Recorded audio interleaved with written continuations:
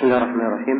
الحمد لله رب العالمين، والصلاة والسلام على المبعوث رحمة للعالمين نبينا محمد وعلى آله وصحبه ومن تبعهم بإحسان إلى يوم الدين. أما بعد. Ini majelis yang ketujuh dari pembahasan kita mengkaji kitab Al-Qawaid Al-Kulliyah wa Dhabit Al-Fiqhiyah karya Ibnu Al-Mibrad rahimahullahu taala. Pada pagi hari ini, ini hari yang ketiga, kita akan mengkaji kaidah yang ke-26.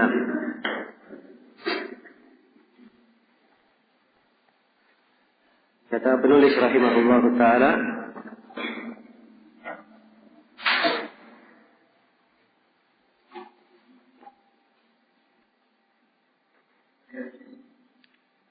As-sadisatu wal ishrun, kaidah yang ke-26. Di antara dua kurung yang telah kita ingatkan di awal pelajaran bahwa antara dua kurung ini tambahan dari muhakkik untuk memperjelas fil amwalil lati tajibu fiha zakat, tentang harta yang wajib padanya zakat. Ya, jadi ini kaidah yang ke-26 berkaitan dengan harta yang ada kewajiban zakat padanya. Ada kewajiban zakat padanya. Karena tidak seluruh harta itu diwajibkan padanya zakat. Harta-harta tertentu yang terkena kewajiban zakat ini akan dijelaskan oleh penulis di sini. Kata beliau rahimahullah, al-amwalul lati tajibu fiha az-zakatu arba'atun. Harta yang wajib padanya zakat itu ada 4. Ada 4 jenis harta. Yang pertama, bahimatul an'am wa hiya thalatha. Yang pertama hewan ternak, dan hewan ternak yang diwajibkan padanya zakat ini ada 3. Ya. Disebut bahimatul an'am karena di Al-Quran disebut bahimatul an'am. Uhillat lakum bahimatul an'am, dihalalkan bagi kalian bahimatul an'am. Dan 3 dari bahimatul an'am ini adalah al-ibil, wal baqar, wal ghanam. Unta, al-baqar, sapi, wal ghanam, dan kambing. Iya. Unta masuk di dalamnya, seluruh jenis unta. Apakah unta yang punya 1 punuk atau 2 punuk, unta yang disebut dengan araban atau bukhati, semuanya terhitung di dalam unta. Demikian pula sapi, masuk di dalamnya sapi yang biasa, masuk juga di dalamnya sapi yang berwarna putih atau yang warna putih dan hitam, dan masuk juga di dalamnya kerbau. Masuk juga di dalamnya kerbau. Dan kambing masuk di dalamnya domba dan selain domba, dari berbagai jenis kambing. Iya. Jadi ini harta yang pertama yang diwajibkan padanya zakat. Dalil kewajiban zakat padanya adalah hadits Anas bin Malik riwayat Al-Bukhari tentang surat yang ditulis oleh Abu Bakar As-Siddiq di mana Abu Bakar berkata di dalam suratnya, "Hadhihi fariidatu as-sadaqah, hadhihi fariidatu as-sadaqah allati faradaha an-nabiy sallallahu alaihi wasallam 'ala al-muslimin." Kemudian ini adalah kewajiban sedekah, kewajiban zakat yang Nabi sallallahu alaihi wasallam wajibkan terhadap kaum muslimin. Iya. Kemudian disebutkan di dalam hadis jenis dari hewan ternak yang dikeluarkan zakatnya dimulai dengan penyebutan kambing dan unta, kemudian disebut juga kerbau. Namun penyebutan kerbau di hadis yang lain masih dalam satu riwayat. Mungkin saya nanti akan bacakan sebagian dari riwayat itu. Baik. Ini bahimatul an'am. Dan akan datang di kaidah berikutnya, kaidah yang ke-27. Zakat itu ada syarat-syarat wajibnya. Penentuan kewajibannya disyaratkan padanya beberapa syarat. Ada 5 syarat ya diterangkan. Ini 5 syarat secara umum di kaidah yang ke-27. 5 syarat secara umum pada seluruh harta zakat. Namun pada jenis-jenis harta yang 4 yang disebut di kaidah 26 ini, ya ini pada setiap jenisnya ada tambahan syarat lainnya. Ada tambahan syarat lainnya. Untuk bahimatul an'am, hewan ternak, ada tambahan syarat yang lain. Syarat yang pertama disyaratkan bahwa bahimatul an'am ini sifatnya sa'imah. Ya, sifatnya sa'imah. Digembalakan. Ya, kalau digembalakan berarti dia makannya dilepaskan, merumput sendiri. Itu digembalakan. Kalau dibelikan makanan, kambingnya hanya dikurung kemudian diberi makan, itu namanya diternakkan atau dipelihara. Tapi kalau digembalakan, dia dilepas, kemudian dibiarkan merumput sendiri. Nah, jadi disyaratkan dia sa'imah. Keluar dari persyaratan sa'imah, hewan ternak yang diberi makan, demikian pula hewan ternak yang sifatnya dia liar, berada di hutan atau yang semisal dengan itu. Sebab itu tidak diternakkan, tidak digembalakan. Iya. Kemudian syarat yang kedua pada hewan ternak, hewan ternak ini, dia itu disiapkan untuk diperas susunya dan dikembangbiakkan. Iya. Untuk diperas susunya dan dikembangbiakkan.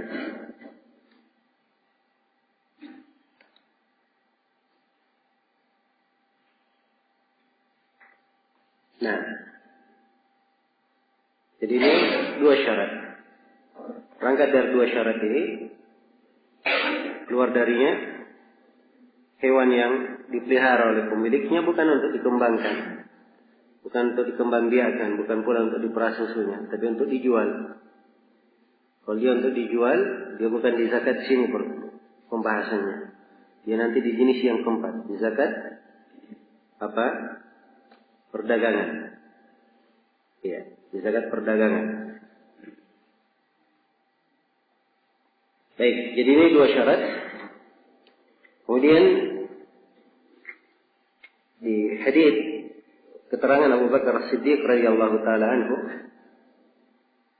disebutkan bahwa dia sa'imah, dan sa'imah itu digembalakan. Ya. Dan kalimat sa'imah menunjukkan bahwa itu adalah sifat yang mendominasi Karena itu kata para ulama, hewan ternaknya itu selama 1 tahun atau kebanyakan waktunya di dalam setahun, ia digembalakan. Andai kata misalnya ada hewan ternak digembalakan 4 bulan, dilepaskan merumput, 4 bulan dan 8 bulannya diberi makan, dibelikan makanan, maka ini tidak ada zakatnya. Karena kebanyakan hari-harinya di dalam 1 tahun diberi makan, dan bukan digembalakan. Dan ini tidak disebut saimah. Ya. Andai kata misalnya terjadi sebaliknya, dia diberi makan 4 bulan, tapi dibiarkan merumput sendiri selama 8 bulan, maka ini ada zakatnya. Karena kebanyakan hari-harinya dalam setahun, dia sifatnya saimah. Baik. Kemudian yang kedua, wal khariju minal ardi. Wal khariju minal ardi. Harta yang kedua yang dikeluarkan zakatnya adalah apa yang keluar dari bumi. Nah, ini bahasa lebih umum ya, disebutkan oleh penulis. Ya. Masuk di dalamnya yang keluar dari bumi, dari al-hab wa thamar, tumbuhan berupa biji-bijian maupun buah-buahan.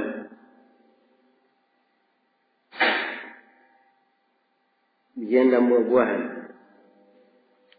Masuk juga di dalamnya yang keluar dari bumi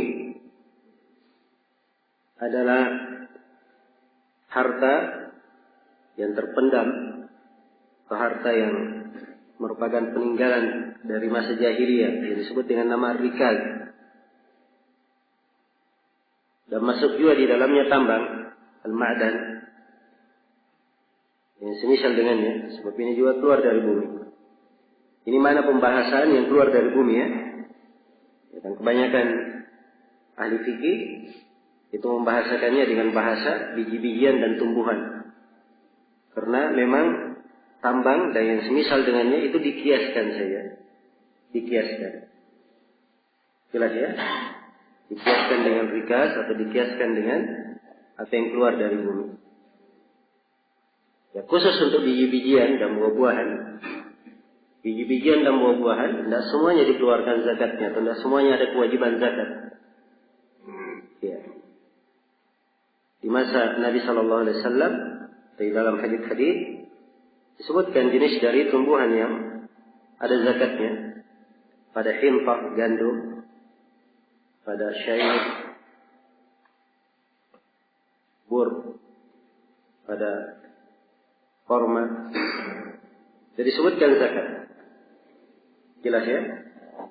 Sebutkan padanya zakat. Demikian pula pada abyad. Baik. Maka dari apa yang disebutkan oleh Nabi ini, para ulama berbeda pendapat di dalam melihat apa ilahnya, apa ukuran jenis dari tumbuhan atau jenis dari tanaman yang dikeluarkan zakatnya. Iya. Sebagian ulama ada yang berpendapat bahwa yang menjadi ukuran adalah karena dia bisa ditakar, makila bisa ditakar, itu diliter, atau dikarungkan, atau diberikan ukuran yang semisal dengan itu, ditakar. Dan yang kedua, ukuran yang kedua dan bisa dimakan. Bisa dimakan. Ini di pendapat ulama Malikiyah dan sebagian ulama lainnya. Jadi mereka syaratkan bisa dimakan. Apa ukurannya bisa dimakan. Ya. Kalau ditimbang, ditakar, bisa ditakar itu bagus. Ya, namun bisa dimakan ini, kalau itu ilahnya, ini kurang tepat. Karena dimaklumi bahwa sayur-sayuran itu tidak ada zakatnya. Sayur-sayuran tidak ada apa? Zakatnya. Ya. Apa yang sifatnya sayur-sayuran, buah-buahan, ya itu tidak ada zakatnya. Ya, ini adalah hal yang dimaklumi. Kalau begitu, padahal sayur-sayuran dan buah-buahan juga dimakan. Ya. Kalau begitu, mengatakan bahwa ukurannya bisa dimakan, ini kurang tepat. Di pendapat kebanyakan ulama yang lain, mereka mengatakan bahwa ukurannya adalah muddakhar. Dia bisa disimpan. Bisa disimpan sebagai perbendaharaan. Ya. Jelas ya? Bisa disimpan di gudang, jadi bekal bahan makanan. Ya, ini illah lebih tampak. Ya, karena itu ukuran untuk tumbuh-tumbuhan yang dikeluarkan zakatnya, kalau saya simpulkan, mungkin lebih kuatnya. Yang pertama dia bisa ditakar. Yang kedua bisa diapa? Bisa disimpan. Kalau terpenuhi dua syarat ini, maka dia wajib dikeluarkan padanya zakat. Ya. Beras itu tidak ada disebutkan di dalam hadis. Kata beras, tapi dia sama dengan korma, sama dengan cair karena bisa ditakar dan bisa diapa? Bisa disimpan. Karena itu wajib dikeluarkan padanya apa? Padanya zakat. Baik. Kemudian berikutnya harta yang ketiga wal athman.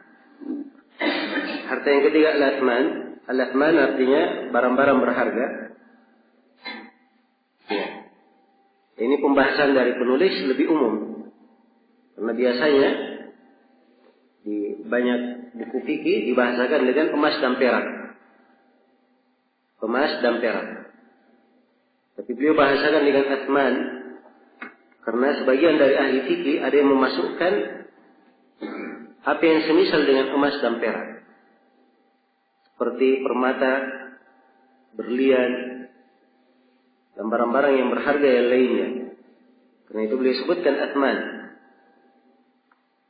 Jelas ya? Baik. Namun pendapat yang dipegang oleh kebanyakan ulama kita di masa ini, mereka menjadikan bahwa menyebutkan bahwa emas dan perak yang dikeluarkan padanya zakat itu sama dengan emas dan perak di pembahasan riba, karena dia mempunyai nilai tukar, mempunyai harga tukar. Karena itu yang dikeluarkan padanya zakat emas dan perak yang semisal dengannya, seperti mata uang, ya. Mata uang atau seperti cek, ya, atau seperti obligasi atau yang semisal dengannya. Ini masuk di dalamnya. Nah, dia semisal dengan emas dan perak. Adapun berlian, permata, walaupun dia adalah barang berharga, namun dia tidak mempunyai fungsi seperti emas dan perak. Karena itu, ya, di atas pendapat yang lebih kuat, tidak ada zakat padanya.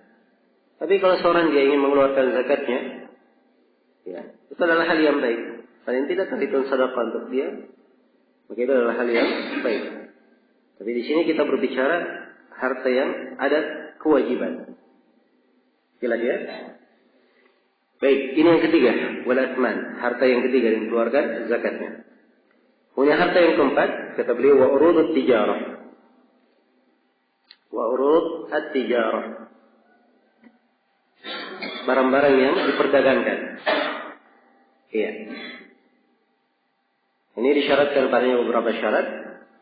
Jadi kalau saya sebut syarat di sini, artinya selain dari 5 syarat yang disebutkan di kaidah yang ke-27 nanti. Disyaratkan padanya beberapa syarat. Yang pertama,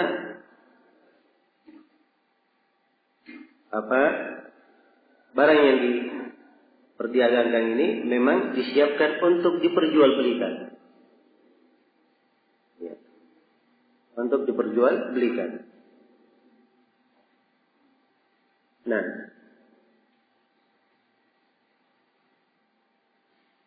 disyaratkan untuk diperjualbelikan. Jadi memang dia disiapkan untuk diperjualbelikan. Keluar darinya barang-barang yang sifatnya untuk dipakai sendiri. Ya. Untuk dipakai sendiri. Atau untuk dia simpan saja. Seorang beli tanah tidak untuk dia jual, hanya disimpan. Dia simpan sebagai hartanya, harta simpanan. Maka ini tidak ada zakatnya. Tidak ada zakatnya. Kecuali kalau dia beli tanah ingin dia jual lagi. Nah ini masuk ke dalam zakat apa? Zakat perdagangan. Jelas ya? Baik, demikian pula seorang beli rumah dia tinggali, itu tidak ada zakatnya. Jadi kapan rumahnya dia mau jual, maka ini masuk ke dalam hukum zakat apa? Perdagangan. Iya. Kemudian disyaratkan pula pada zakat perdagangan ini nisabnya sampai ke nisab emas atau perak. Ya sampai ke nisab apa? Emas atau perak. Iya. Dan dilihat dari keduanya yang mana lebih murah. Bukan dilihat yang mana lebih mahal. Tapi yang dilihat apa? Yang mana yang lebih murah. Ya.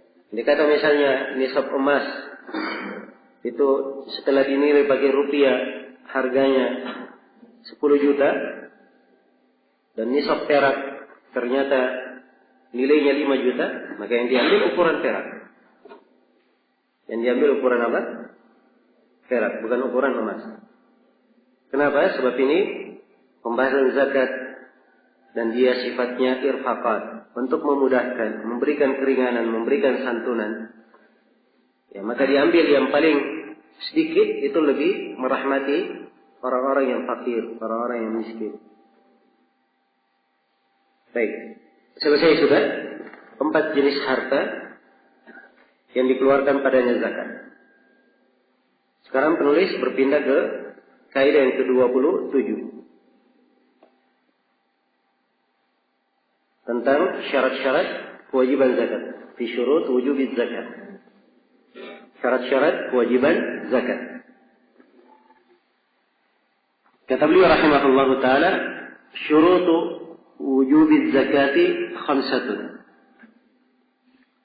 Syarat-syarat kewajiban zakat ada 5. Ini kita katakan syarat umum ya. Pada seluruh 4 harta yang ada di atas disyaratkan padanya 5 syarat ini. Ya, kecuali syarat yang kelima nanti ada rincian di syarat yang kelima. Baik. Syarat yang pertama disyaratkan al-Islam. Disyaratkan keislaman. Ya, keluar darinya kekufuran, karena zakat tidak diwajibkan atas kafir, apakah dia murtad atau kafir asli. Ya. Di mana zakat itu adalah pensuci. Khudh min amwalihim sadaqatan tutahhiruhum. Ambillah dari harta mereka sebuah sedekah, sebuah zakat yang mensucikan mereka. Jadi zakat sifatnya mensucikan. Sedangkan kafir itu kekafirannya tidak bisa mensucikannya. Iya. Dan Allah Subhanahu wa taala mencela kaum musyrikin. Wailul lil musyrikin alladzina la yu'tuna az-zakah. Celaka bagi kaum musyrikin, mereka yang tidak mengeluarkan zakat. Memberikan zakat. Nah, jadi ini diantara dalil tentang zakat itu disyaratkan keislaman. Ya juga ketika Nabi Shallallahu Alaihi Wasallam mengutus Mu'adz bin Jabal ke Yaman, beliau berkata, "A'limhum anna Allah iftarada 'alaihim sadaqatan tu'khadhu min aghniyaihim wa turaddu 'ala fuqara'ihim." Kabarkan kepada mereka bahwa Allah mewajibkan kepada mereka sebuah sedekah, sebuah zakat diambil dari orang kaya mereka. Kalimat mereka itu dari kaum muslimin. Diambil dari orang kaya mereka dan dikembalikan kepada orang miskin mereka. Iya. Baik. Ini beberapa dalil ya untuk syarat pertama. Disyaratkan keislaman. Syarat yang kedua al-hurriyah, disyaratkan kebebasan. Maksudnya kebebasan di sini dia bukan budak. Iya. Dia bukan apa? Bukan budak. Iya. Sebab seorang budak dia adalah milik tuannya. Ya. Kalau budak ini punya harta, itu tidak menjadi milik dia, tapi menjadi milik siapa? Tuannya. Karena Nabi sallallahu alaihi wasallam, "Man ba'a 'abdan lahu malun, famaluhu lilladzi ba'ahu illa an yashtaritahu al-mubta'." Siapa yang menjual budak yang memiliki harta, maka harta itu adalah milik tuannya yang menjualnya. Kecuali kalau orang yang membelinya mensyaratkan bahwa harta budak yang dia beli menjadi miliknya. Iya. Maka ini dalil bahwa budak ini tidak memiliki apapun. Karena itu dia tidak masuk di dalam kategori orang yang diwajibkan padanya apa? Zakat. Baik, ini syarat yang kedua, al-hurriyah, harus orang yang bebas. Ya. Harus orang yang bebas. Dan di banyak buku fikih disebut ya tentang disyaratkan kebebasan bukan budak. Ya, sebab hukum seputar perbudakan itu ada diatur. Ya, walaupun di masa ini kita jarang mendengarkan, apalagi melihat tentang apa budak ini. Walaupun masih diketemukan di sebagian wilayah, ya, peninggalan umat Islam masih diketemukan di sebagian wilayah Turki dan yang selainnya, ada budak-budak yang dijual. Jelas ya? Kemudian kata beliau rahimahullah, wa milku nisabin, syarat yang ketiga, dan dia memiliki nisab. Dia memiliki nisab. Ya, nisab itu adalah kadar harta yang ditentukan oleh syariat. Kapan harta itu sampai ke kadar tersebut, wajib dikeluarkan zakatnya. Wajib dikeluarkan zakatnya. Yang disebut nisab. Iya. Ini disyaratkan. Di antara dalil pensyaratannya adalah hadits riwayat Bukhari dan Muslim, "Laisa fi maduna khamsati awsuqin sadaqah, wala fi maduna khamsi awakin sadaqah, wala fi maduna khamsi daudin sadaqah." Rasulullah bersabda, tidak ada zakat pada harta yang di bawah 5 ausuk. Ini pada hasil bumi. Hasil bumi kalau dia jumlahnya tidak sampai 5 ausuk, tidak ada zakatnya. Tidak ada zakatnya. Iya. Baik. Jadi syaratkan 5 ausuk. Kemudian beliau berkata, dan tidak ada di bawah 5 awakin, 5 uqiyah sadaqah. Kalau dia memiliki peraknya tidak sampai 5 uqiyah, maka tidak ada zakatnya. 5 uqiyah itu 595 gram. 595 gram. Ini untuk perak. Jelas ya? Kelanjutan hadis, dan tidak ada di bawah 5 ekor unta sedekah. Ya, karena unta itu dikeluarkan zakatnya mulai pada jumlah 5 ekor. Kalau ada dia memiliki 5 ekor unta, maka dikeluarkan 1 ekor kambing. Dikeluarkan 1 ekor kambing. Jelas ya? Ya, maka ini menunjukkan bahwa zakat itu ada batasannya, ada nisabnya. Kadar yang kalau sampai ke kadar itu ada kewajiban zakat. Tidak sampai tidak wajib. Iya. Demikian pula di dalam hadits Abu Bakar As-Siddiq, "Idza balagat 40 syatun." Kalau kambingnya sampai ke jumlah 40, maka dikeluarkan 1 ekor kambing. Dikeluarkan 1 ekor kambing. Jadi kalau dia punya kambing hanya 39, ya ada zakatnya atau tidak? Tidak ada zakatnya, karena tidak sampai nisab. Jelas ya? Baik. Jadi untuk mengukur nisab ini, ya, sekarang kita lihat untuk ukuran nisab, kita ada bahimatul an'am. Ya. Ada hewan ternak. Hewan ternak ada 3 tadi ya. Ada unta, sapi dan kambing. Ya. Ada unta, sapi dan kambing. Baik. Untuk unta, nisabnya itu mulai dari 5 ekor. Siapa yang punya unta 5 ekor, maka dikeluarkan 1 ekor kambing. Demikian setiap kelipatan 5 sampai 24 ekor unta. Sampai di batasan 20 ekor 4 unta. Jadi kalau dia punya 24 ekor unta, berapa kambing yang dikeluarkan? Kelipatan 5. Dikeluarkan 4. Jadi 5 keluar 1, 10 keluar 2, 15 keluar 3, 20 keluar berapa? 4. 24 keluar atau tidak? Tidak, karena belum sampai 25. Tapi kalau sudah sampai 25, bukan lagi kambing yang keluar. Ya. Dalam hadits Abu Bakar As-Siddiq yang dia tulis ketentuan Rasulullah, Syekh Abu Bakar terangkan, kalau unta sampai ke jumlah 25 hingga 35, maka dikeluarkan padanya bintu mukhab.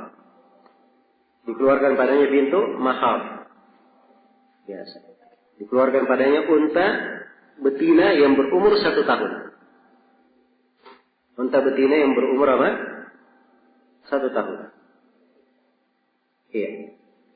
Kalau dia tidak punya unta betina berumur 1 tahun, boleh diganti dengan unta jantan berumur 2 tahun. Berumur 2 tahun. Kenapa beda? Betina setahun, jantannya 2 tahun. Ya, sebab ya betina lebih berharga daripada apa? Daripada jantan. Betina bisa dikembangbiakkan. Ya, tapi kalau jantan, ya, dia satu terus, tidak bisa berkembang. Jelas ya? Baik, karena itu dibedakan. Kalau jumlah unta itu dari 36 sampai 45, maka dikeluarkan bintu labun. Unta betina berumur 2 tahun. Ini jumlah berapa tadi? 36 sampai 45. Ya. Dari 46 sampai 60 dikeluarkan padanya hiqqah. Hiqqah adalah unta betina berumur berapa? Berumur 3 tahun. Jadi katakan hiqqah karena dia sudah pantas untuk dikawini oleh unta jantan. Iya. Apabila untanya mencapai jumlah 61 hingga 75, ya, hingga 75, maka dikeluarkan padanya jadah. Dan jadah ini unta betina berumur berapa? 4 tahun. Berumur 4 tahun. Baik. Jadi itu dari 61 sampai berapa? 75. Kalau dia punya unta dari 76 sampai 90, maka dikeluarkan padanya binta labunin. Dia keluarkan 2 ekor unta betina bintu labun. Bintu labun tadi berapa tahun umurnya? 2 tahun. Jadi keluarkan 2 ekor unta betina berumur 2 tahun. Kalau dia memiliki unta 91 hingga 120, maka dia keluarkan berapa? Dia keluarkan 2 hiqqah. Dia keluarkan berapa? 2 hiqqah. Iya. Hiqqah tadi berapa? Berapa tahun umurnya hiqqah? 3 tahun. Unta belia berumur 3 tahun. Kapan lebih dari 120 untanya? Iya. Kapan lebih dari 120, maka yang diukur kelipatan 40 dan kelipatan 50. Yang diukur kelipatan berapa? 40 dan kelipatan 50. Iya. Kalau kelipatan 40, keluar bintu labun. Kalau kelipatan 50, keluar apa? Keluar hiqqah. Keluar hiqqah. Baik, sekarang ada orang yang punya unta jumlahnya 120. Berapa yang dikeluarkan? Hah? 3 bintu labun? Keliru ya, tadi sudah dibilang kalau 100 sampai 120 jadi keluarkan 2 hiqqah. Ya. Jadi hitungannya dari mulai 121. Ya. Jadi 121 sampai 130. Baik, saya kasih pertanyaan yang benarnya. Kalau dia punya unta 130, berapa yang keluar? Hah? Berapa yang keluar? Keluar 2 bintu labun dan 1 hiqqah. Ya kan 130, 40, 50. Ya kan? Betul atau tidak? 40, 50, berapa jumlahnya? Hah? 130. Ya benar gak hitungan saya? Atau antum mengantuk? Ya. 40, 50. Berarti 2 bintu labun, 1 apa? Hiqqah. Baik, dia punya unta 140. Hah? 2 hiqqah, 1 bintu labun. 50, 40. Itu kan 140. Jadi 2 hiqqah, 1 bintu labun. Dia punya unta 145. Berapa yang keluar? Ya masih sama 2 hiqqah, 1 bintu labun. Sebab kelipatan 10 sekarang. Baik. 150. Dia milik unta 150. 3 hiqqah. 50. Kan begitu? Dia punya unta 160. Hah? Dia keluarkan? Hah? 4 bintu labun. 40. Iya. Dia punya unta 170. Hah? Cepat lama sekali menghitung antum. 40, 170. Ya kan? Jadi 3 bintu labun, 1 apa? 1 hiqqah. Dia punya unta 180. Hah? 2 hiqqah, 2 bintu labun. 50, 40. Dia punya unta 190. Hah? 3 hiqqah, 1 bintu labun. 50, 40. Dia punya unta 200. Hah? 4 hiqqah atau 5 bintu labun? Hah? Dua-duanya boleh kan? Ya, boleh dibagi 40, boleh dibagi 50. Ya, bagi 40 dapat 5. Kalau dibagi 50 dapat 4. Jadi boleh 4 hiqqah dan boleh 5 bintu labun. Baik, yang mana yang dia pilih? Siapa yang menentukan pilihan? Yang menentukan pilihan adalah pemilik unta. Yang mana yang dia mau keluarkan? Yes. Jelas ya? Sebab ini kaitannya dengan seorang mengeluarkan zakatnya, dilihat apa yang paling ringan bagi pemiliknya. Jelas ya?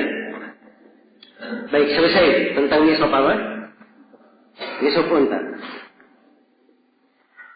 Iya. Adapun tentang sapi,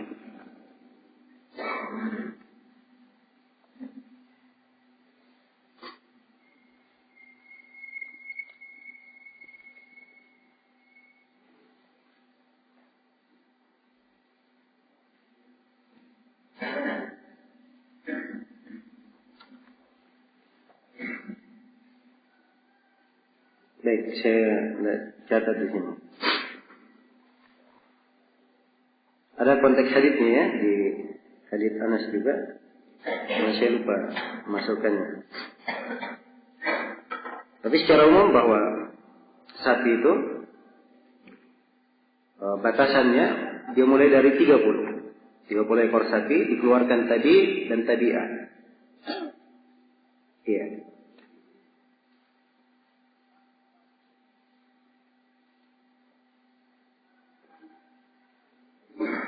Kalau dia di jumlah 40 dikeluarkan musimna.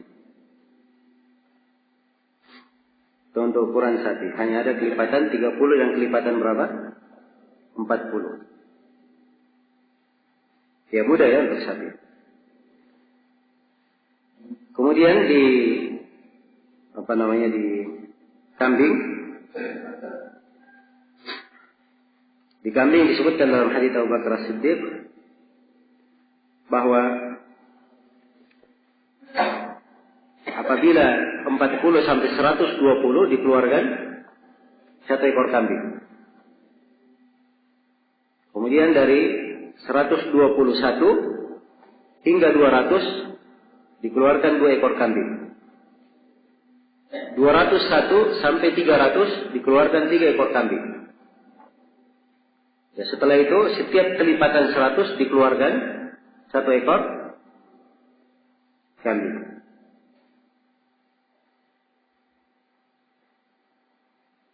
Nah, baik itu nisab untuk apa? Kambing ya. Sekarang kita pindah kepada al-kharij minal ard, yang keluar dari bumi. Telah disebutkan tadi 5 ausuk. Itu batasannya, dan 1 wasak itu ukurannya 300 sa. Ya, 1 wasak. Ya. Bisa dihitung kepada ukuran sa itu berapa. Karena dimaklumi ya, di pembahasan sa itu ada beberapa pendapat di kalangan ulama. Ya. Ada yang mengatakan 1 sa' 2 kilo 40 gram. Ada yang mengatakan dia 2,4 kilo 2.400 gram atau 2 kilo 400 gram. Jadi mengatakan 3 kilo. Ada yang mengatakan 3 kilo. Ya, dalam mengukur yang seperti ini diambil yang paling sedikit bilangannya, supaya lebih hati-hati baginya. Baik. Ini tentang yang keluar dari bumi. Ya. Kalau berkaitan dengan ar-rikaz itu dikeluarkan 1/5 ya. Keluarkan 1/5, ada nas khusus, akan kita terangkan nanti tentang rikaz. Ya. Kemudian kata beliau wal asman, dan asman. Kita sebutkan tadi emas dan apa? Perak. Untuk nisab emas itu 20 dinar. 20 dinar itu nilainya 1 dinar itu sekitar 4,25 gram. 4,25 kali 20 berapa semua? Menjadi 85 gram. Jadi nisab emas berapa? 85 gram. Andai kata ada yang memiliki emas 85 gram, maka dikeluarkan zakat. Kalau perak nisabnya tadi berapa saya sebut? 595 gram. Itu jumlah untuk 200 dirham atau 5 uqiyah. Iya. Baik. Adapun selain dari emas dan perak seperti mata uang, maka dilihat kepada ukuran emas dan perak. Ya, dilihat yang mana. Maka ditanya saja harga emas sekarang di pasaran berapa, harga perak di pasaran berapa. Kalau misalnya harga emas sekarang, anggaplah harga emas sekarang 500.000. Ya. Kalau harga emas sekarang 500.000, ya maka 500.000 dikali berapa?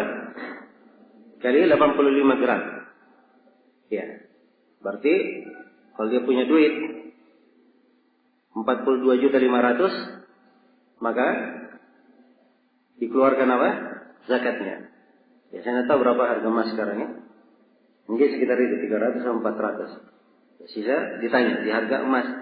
Dan hitungnya di harga hari ini, bukan di harga kemarin, bukan di harga tahun lalu. Ya, apalagi 10 tahun kemarin. Ya. Tadi dihitung di harga hari ini.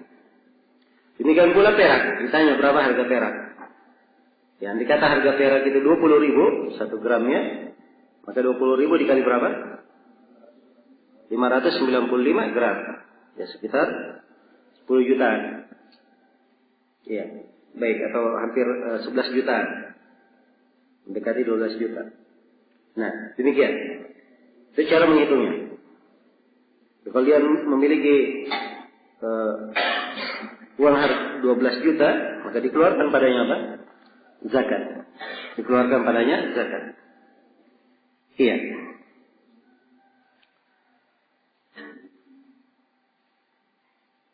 Baik, ini syarat yang keberapa? Syarat yang ketiga tentang nisab. Satu lagi ya, nisab barang yang diperdagangkan. Barang yang diperdagangkan itu nisabnya dilihat kepada apa? Emas dan perak sama juga. Ya. Karena memang para sahabat mereka mengukur perniagaan mereka dengan emas dan perak.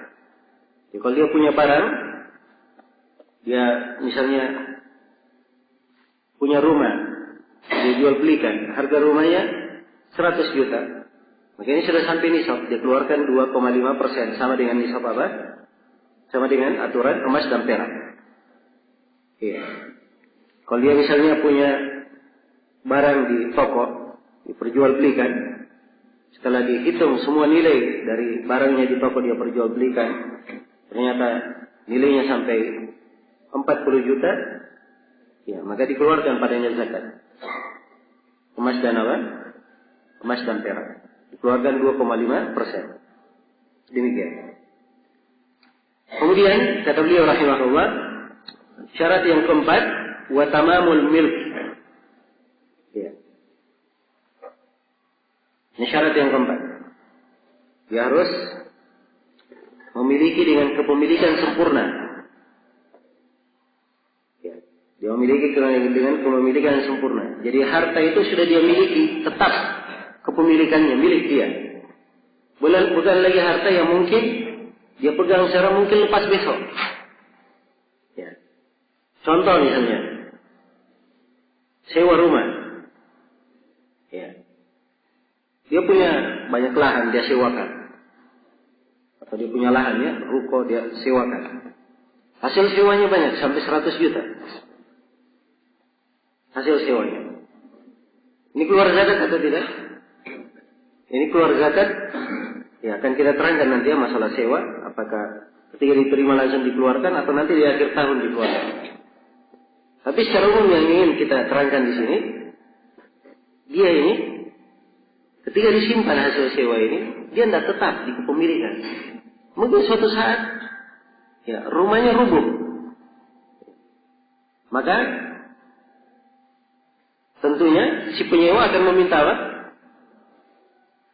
Uang sewaannya, maka dia harus kembalikan. Karena itu, ini hasil sewa tidak tetap, dan ini tidak dikeluarkan padanya, tidak ada padanya kewajiban zakat. Demikian pula pada di perniagaan, seorang bersyarikat, ya, seorang bersyarikat, ada perdagangan, perniagaan, di mana dia mendapatkan pekerjaan, diberi hasil syarikat, hasil dari persyarikatan itu.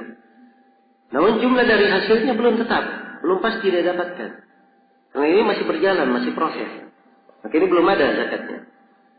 Ya, kapan keuntungan dia sudah pegang, sudah tetap keuntungan bagi dia, itu baru. Tapi kalau dia masih dalam proses, masih diputar, ya maka ini tidak tetap. Ya, tidak tetap. Tidak dikeluarkan padanya zakat. Baik. Ini contoh ya. Ini syarat yang keberapa sekarang? Syarat yang kelima. Kata beliau, wal haulu fi ghairil khariji min al-ard. Disyaratkan berputar 1 tahun. Jadi zakat itu disyaratkan berputar 1 tahun. Dan ini berdasarkan hadits Nabi sallallahu alaihi wasallam, la zakata fi malin hatta yahula alaihi al-haul. Tidak ada zakat pada suatu harta sampai berputar 1 tahun. Tidak ada zakat pada harta sampai apa? Berputar 1 tahun. Maka disyaratkan harus berputar 1 tahun. Ya. Dan syarat ini bukan pada seluruh harta yang ada. Ya. Karena itu penulis memberikan perkecualian fi ghairil khariji minal ardi. Ya. Syarat berputar 1 tahun ini, syarat harus berputar 1 haul ini pada selain yang keluar dari bumi. Karena harta yang keluar dari bumi itu zakatnya ketika dipanen, tidak tunggu 1 tahun. Zakatnya ketika apa? Dipanen. Ya. Allah Subhanahu wa taala berfirman, "Wa atu haqqahu yauma hasadi." Keluarkanlah haknya ketika dipanen. Ya. Baik. Untuk syarat yang kelima ini ada hal yang perlu dirinci. Nah, karena penulis di sini hanya mengisyaratkan satu saja yang diperkecualikan. Padahal ada beberapa harta zakat itu tidak disyaratkan padanya haul, tidak disyaratkan padanya harus berputar 1 tahun.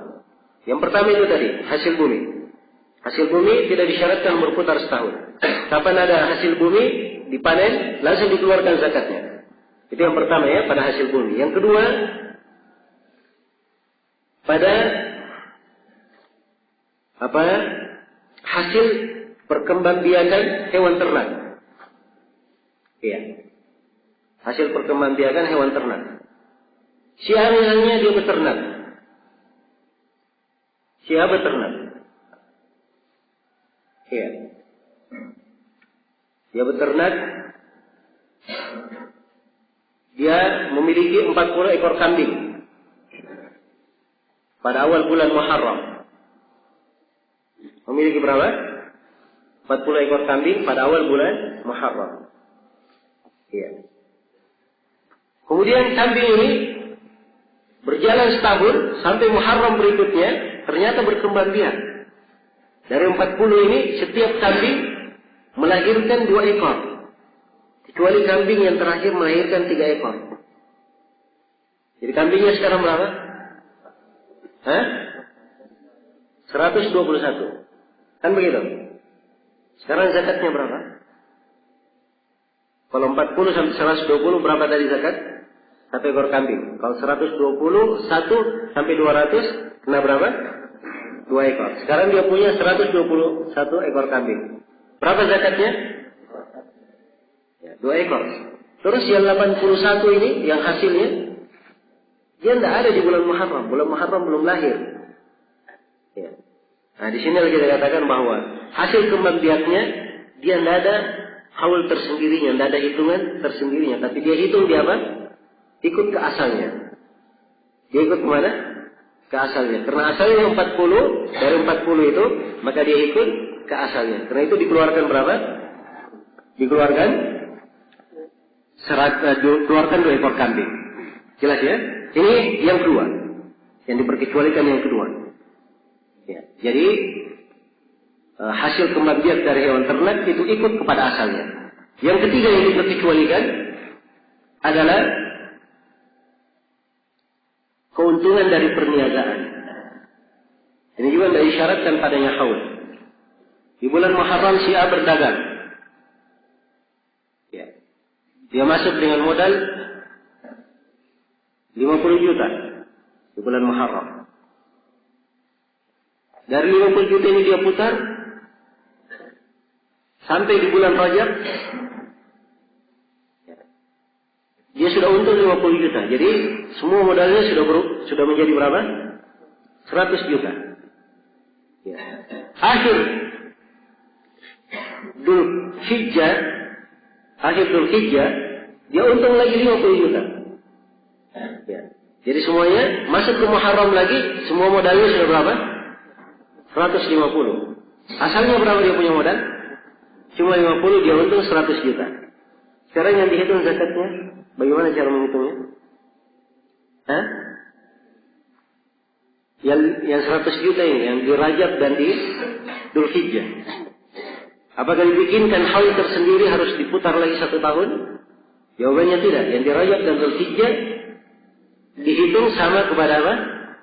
Di bulan Muharram. Zakatnya ikut ke bulan Muharram. Ya, inilah mana perkecualian yang ketiga. Sebab di syarat yang kelima ini disyaratkan berputar 1 tahun. Sedangkan ini tidak disyaratkan berputar 1 tahun.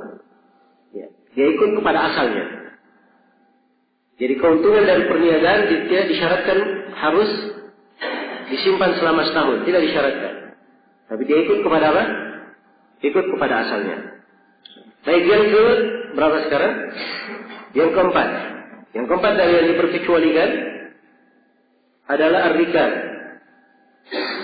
Nah, rikas ini harta peninggalan di masa jahiliyah.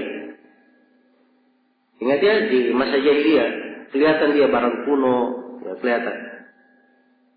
Jelas ya?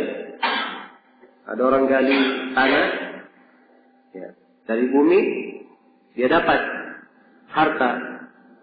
Kelihatan sekali peninggalan masa dahulu, sudah lama. Nah, ini disebut rikas. Ya, tapi kalau ada yang gali tanah, dia dapatkan uang 100 juta. Hah? Itu rikas atau bukan? Itu bukan, itu harta orang itu. Nah, kalau dapat harta seperti itu namanya luqata, harta dia temukan. Kalau harta ditemukan berarti dia apa? Ya, hukumnya di pembahasan harta temuan nanti. Bukan di pembahasan zakat, pembicaranya. Baik, sekarang rikas. Nabi SAW berkata, wa fir rikazi al-khumus. Rikas itu dikeluarkan 1/5. Ya, ini juga tidak disyaratkan berputar setahun. Sebab kapan rikas dia dapat, langsung dia keluarkan 1/5 ya. Ya, tidak disyaratkan harus dia pegang dulu harta itu setahun. Tidak. Tapi langsung dia keluarkan. Jadi ini harta yang keberapa? Yang keempat yang diperkecualikan. Tidak harus dipegang selama setahun. Kemudian yang kelima adalah harta tambang. Ini juga langsung dikeluarkan zakatnya. Ya. Karena dia mirip dengan hasil bumi. Kalau dia menambang emas, perak atau apa saja yang dia tambang, begitu keluar hasilnya, misalnya dari nilai yang dia tambang 100 juta, langsung dia keluarkan zakatnya. Langsung dikeluarkan zakatnya. Dan zakatnya ikut kemana? Ikut kepada zakat pertanian, zakat hasil bumi. Ya. Dan di zakat hasil bumi yang dikeluarkan apakah 5% atau 7,5% atau 10%? Ya. Atau 10%. Tapi ini biasanya tambang itu memerlukan biaya. Ya. Dan banyak alat yang mereka pakai, modal yang mereka keluarkan, maka yang dikeluarkan dari zakatnya hanya 5%. Baik, kemudian yang keenam yang diperkecualikan pada madu. Ya. Ini dibangun di atas pendapat ada zakat pada madu itu. Karena ada silang pendapat ya di kalangan para ulama pada madu, apakah ada zakatnya atau tidak. Ya, untuk madu itu. Namun bagi orang yang berpendapat bahwa madu itu ada zakatnya, dia juga dikeluarkan zakatnya. Apa dia juga dari yang diperkecualikan. Kapan diambil madunya langsung dikeluarkan zakatnya. Ini kalau dia berpendapat wajib zakat pada madu. Iya. Dan yang terakhir adalah masalah uang sewaan. Ini di atas pendapat Syekhul Islam Ibnu Taimiyah. Nah, Syekhul Islam Ibnu Taimiyah berpendapat bahwa uang sewaan itu sama dengan hasil bumi. Kapan diterima langsung dibayar, dikeluarkan zakatnya. Ini satu pendapat. Dan ada pendapat yang lain dipegang oleh kebanyakan ulama bahwa hasil sewaan sama dengan harta yang lain, harus ditunggu setahun. Ini pendapat lebih kuat. Pendapat yang kedua lebih kuat. Iya. Baik, selesai sudah ya? Tentang yang diperkecualikan. Tidak harus berputar setahun. Dengan ini selesai sudah kaidah yang ke-27. Syurutu wujubi zakati khamsah. Syarat wajibnya zakat ada 5. Yang pertama Islam, keislaman. Yang kedua al-hurriyah, kebebasan. Yang ketiga milkun nisabin, memiliki nasab. Yang keempat tamamul milk, yang memiliki kepemilikannya sudah sempurna dia pegang. Kemudian yang kelima disyaratkan harus berputar selama setahun. Harus dia pegang selama setahun. Namun ini syarat yang kelima diperkecualikan darinya berapa tadi? 7 perkara. Ya, sudah kita sebutkan rinciannya. Baik, saya berpindah kepada pembahasan kaidah yang ke-28. Fi hukmi ikhrajid dzakar fi zakat. Tentang hukum mengeluarkan zakat, mengeluarkan hewan jantan pada zakat. Iya. Kalau kita kembali ya mengingat apa yang saya terangkan tadi tentang apa yang dikeluarkan dari hewan itu apabila sudah mencapai nisab. Di unta misalnya, unta itu semuanya disebut apa? Betina. Ya. Tidak disebut hewan jantan yang dikeluarkan, kecuali kalau dia tidak punya bintu mahar, maka boleh dikeluarkan ibnu labun. Dia tidak punya unta betina berumur setahun, maka dia keluarkan unta jantan berumur 2 tahun. Maka di sini penulis ingin memberikan kaidah tentang hewan jantan yang dikeluarkan. Nah, baik, kata beliau kismun yujzi'u, kata beliau ikhrajud dzakar fi zakati 3 aqsam. Mengeluarkan hewan jantan pada zakat itu terbagi 3. Iya. Yang pertama kismun yujzi'u bi ghairi khilaf. Ada suatu kisim boleh dikeluarkan hewan jantan di situ. Dan ini tidak ada silang pendapat. Ya, tidak ada silang pendapat. Nah, contoh yang dikeluarkan tidak ada silang pendapat itu sebenarnya cuma 2. Yang pertama at-tabi. Ya. At-tabi ini adalah sapi jantan. Ini pada zakat sapi. Kalau dia memiliki sapi 30 dikeluarkan tadi. Baik. Yang kedua adalah ibnu labun. Boleh dikeluarkan unta jantan berumur 2 tahun. Ini kapan boleh dikeluarkan? Kapan tadi? Saya sudah sebut. Kalau dia tidak mendapatkan unta betina berumur setahun. Dia tidak memiliki, misalnya seorang memiliki unta 30 ekor. Ya. Maka dia ada kewajiban mengeluarkan bintu labun. Unta betina berumur 1 tahun. Tapi dia tidak punya unta betina berumur setahun. Dia hanya punya unta jantan berumur berapa? 2 tahun. Boleh dikeluarkan unta jantan berumur 2 tahun. Maka ini yang kedua, ini dibolehkan. Tidak ada khilaf, tidak ada silang pendapat. Jelas ya? Baik, yang kedua kata beliau kismun la yujzi'u bi ghairi khilaf. Dan ada satu kisim yang tidak boleh tanpa ada silang pendapat. Ya. Ini yang kedua, kita undurkan dulu penjelasannya. Saya pindah dulu kepada yang ketiga. Wa kismun mukhtalafun fihi. Dan ada satu kisim, satu bagian silang pendapat para ulama. Apakah boleh dikeluarkan hewan jantan di situ atau tidak? Iya. Boleh dikeluarkan hewan jantan di situ atau tidak? Nah. Baik.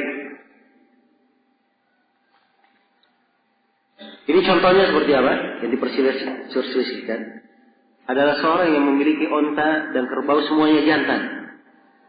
Dia memiliki kambing semuanya apa? Jantan. Memang tidak ada kambing betinanya. Apa tidak ada unta betinanya? Ya. Sekarang apa yang dikeluarkan? Mau dikeluarkan bintu labun? Ya. Dikeluarkan apa bintu mahat? Keluarkan hikmah, keluarkan janda? Tidak ada. Yang ada cuma jantan saja. Apa yang dikeluarkan? Nah, di sini silang pendapat di kalangan ulama. Dan yang benarnya bahwa boleh dia keluarkan dari jantan yang senilai dengannya. Yang senilai dengannya. Jelas ya, seperti tadi. Ya. Bintu mahat senilai dengan ibnu labun. Jadi kalau dia wajib keluar bintu labun, maka dia keluarkan hik. Unta jantan yang betina yang sudah berumur, unta jantan yang berumur berapa? 3 tahun dia keluarkan. Jelas ya? Baik. Jadi ini ukuran hewan jantan yang boleh dikeluarkan. Jadi 2, tadi kita sudah sebutkan ya, pada sapi dan pada ibnu labun, ini boleh. Tidak ada silang pendapat. Dan yang ketiga, kalau dia punya unta jantan saja, punya hewan jantan saja, apakah boleh dikeluarkan dengan jantan? Kita katakan ini ada silang pendapat di kalangan ulama, dan yang benarnya boleh. Jelas ya? Selain dari 3 ini, tidak boleh kecuali betina. Nah inilah yang disebutkan oleh penulis di yang kedua. Dan satu bagian, tidak boleh dikeluarkan jantan, tidak ada silang pendapat. Jelas ya? Baik. Selesai sudah kaidah yang ke 28. Sekarang kita pindah kepada kaidah yang ke 29. Kata beliau, kaidah yang ke 29, fi hukmi zakatul waqaf. Pada hukum zakat al-waqaf. Al-waqaf ini adalah jumlah antara 2 kewajiban. Jumlah antara 2 kadar kewajiban. Seperti contoh, misalnya apa? Pada kambing. Pada kambing. Kambing itu zakatnya diwajibkan dikeluarkan kalau sudah mencapai berapa? Jumlah 40 ekor. Dia punya kambing 40 ekor. Dikeluarkan berapa zakat? 1 ekor. Kalau dikeluarkan 2 ekor, di jumlah berapa boleh dikeluarkan 2 ekor? Di jumlah 121. Kan begitu? Jadi antara 40 dan 121 ada berapa puluh ekor? Hah? Ada 80 ekor kambing. 80 ekor antara jumlah 40 dan 121 ini yang disebut wakaf. Ini yang disebut apa? Disebut wakaf. Paham sampai sini? Apa yang dimaksud dengan wakaf? Saya beri contoh lain. Baik. Contoh lain pada unta misalnya. Ya. Pada unta. Sekarang unta di jumlah 5 ekor dikeluarkan berapa? Unta, kalau dia punya unta 5 ekor, keluar berapa? 1 ekor kambing. Kalau dia punya unta 10 ekor, dia keluarkan berapa? 2 ekor kambing. Jadi antara 5 dan 10, berapa unta di sini? Hah? Antara 5 dan 10 berapa unta? 4. 4 ini yang disebut wakaf. 4 ini disebut apa? Wakaf. Jelas ya? Maka di sini penulis ini membahas tentang wakaf ini. Ada zakatnya atau tidak?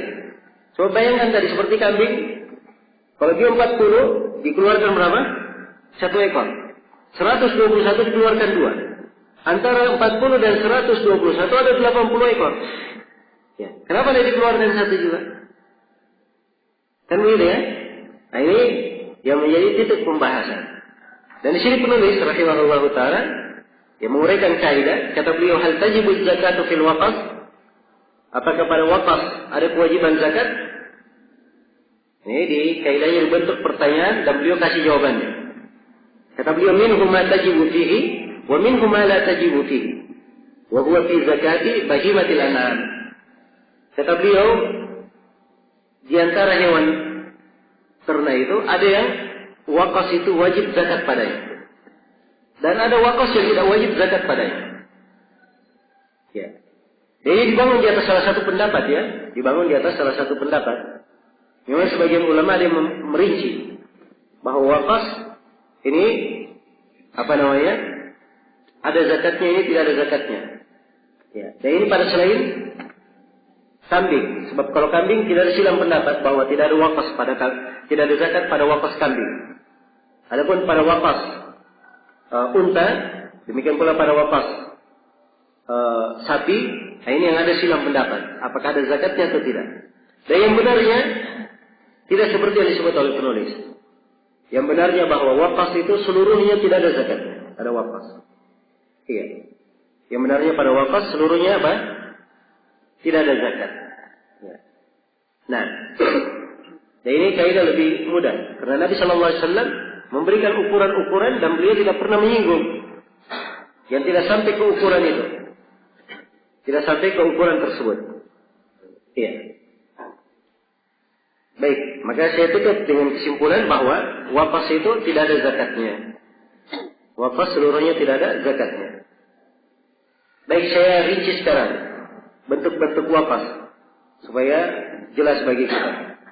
Sekarang waqas pada apa? Kita mulai dari unta. Waqas pada unta. Waqas pada unta terbagi 5. Yang pertama ada 4. Waqas jumlahnya 4. Ini jumlah 4 pada kewajiban zakat 5. 5 ekor unta keluar 1 kambing. 10 ekor unta keluar 2 ekor kambing. 15 ekor unta keluar berapa? 3 ekor kambing. 20 ekor unta keluar 4 ekor kambing. Ya, ini jumlahnya antara kelipatan 5 ini waqasnya ada 4. Waqasnya berapa? 4. Ini yang pertama dari waqas unta. Kemudian waqas yang kedua adalah jumlah 10. Waqas jumlahnya 10. Yaitu kalau dia punya unta dari 25. Dia punya unta dari 25 sampai 36. 25 sampai berapa? 36. Ya. Jadi tentunya dikeluarkan. Kalau dia punya dari 25 sampai 36, dia keluarkan apa? Bisulabun, kan begitu. Kalau dia punya 37, ya, maka itu yang dikeluarkan sudah hikmah, kan begitu. Maka antara 25 dan 36 ini ada berapa waqas? Ada 10. Semuanya ada berapa? Ada 10 waqas. Ini yang kedua. Yang ketiga ada yang 9. Ini 9 dari jumlah 36 sampai 46. Dari 36 sampai 46. Ya. Ini jumlah waqasnya berapa? 9. Nah, dan ada yang waqasnya 14. Ada yang waqasnya 14 di unta. Ini dari jumlah 46 sampai 61. Ya. Dan kalau dia punya unta dari 46 sampai 61 dikeluarkan apa tadi? Dikeluarkan jada. Unta berumur berapa? 4 tahun. Jadi waqas antara keduanya berapa? 14. Ya. Waqas antara keduanya ada 14. Kemudian yang kelima, ada yang waqas jumlahnya 29 ekor. Ya, ini kalau dia punya unta dari 91 ya, sampai 121. Ya. 91 sampai 121 berapa jaraknya antara kedua? 29 ekor. Itu waqas. Yang paling banyak di mana? Di unta. Jadi unta ini ada yang waqasnya 4, ada yang waqasnya 10, ada yang 9, ada yang 14 dan ada yang berapa? 29. Karena saya pindah ke sapi. Sapi hanya 2 waqasnya. Ada yang 9. Ya. Ada yang 9 dan ada yang 19. Dan ada yang 19. Nah, Yang 9 antara jarak 30 sampai 40. Ada waqas 9. Ada waqas 9. Yang 19 ya dari jarak 40 sampai 60. Ya. Ini di sebagian ada uraian sebenarnya sini. Ya. Baik, tidak ada masalah ya, saya globalkan dulu seperti itu. Nah, ini uraian zakat sebenarnya harus diuraikan lebih panjang dari sini, dari apa yang disinggung di buku ini. Tapi kita sekadar membaca apa yang ada di buku. Iya.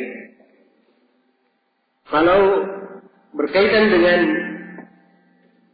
kambing itu waqasnya ada yang 80, itu dari jumlah 40 sampai 121.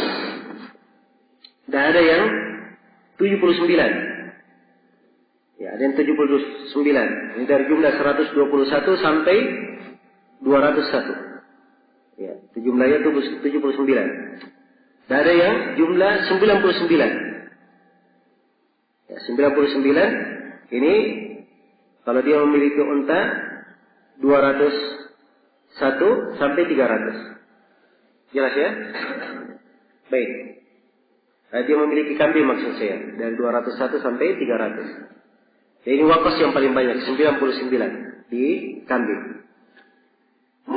Selesai ya, saya uraikan apa yang disebut waqas dan kesimpulannya tadi waqas ada zakatnya atau tidak? Tidak ada zakatnya. Baik, selesai tentang waqas. Sekarang kita berpindah kepada kaidah yang ke-30. Kata beliau as-salatun, kaidah yang ke-30. Fi man yajuzu sarfu zakati ilaihim wa man la yajuz. Tentang siapa yang boleh diberi zakat dan siapa yang tidak boleh diberi zakat. Ini tentang penyaluran zakat. Tentang penyaluran zakat.